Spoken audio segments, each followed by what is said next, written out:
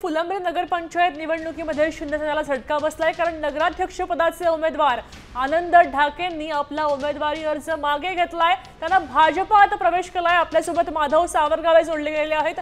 माधव, आपण पाहू शकतोय की हल्ली भाजपमध्ये जोरदार इनकमिंग सुरू आहे आणि तिथे पुन्हा एकदा शिंदेना धक्का बसल्याचं पाहायला मिळतंय। नेमकं कारण काय झालं? या पक्षप्रवेशामागे नेमकी बातमी काय आहे?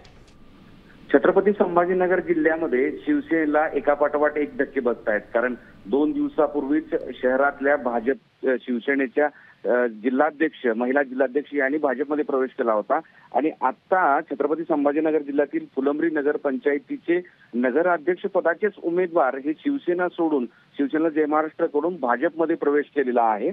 स्थानिक नेत्यांचा त्रास आणि त्याचबरोबर इथे शिवसेनेला फारसं महत्व नाही असं काहीतरी त्यांनी आरोप करीत त्यांनी थेट भाजपला जवळीक साधलेली आहे।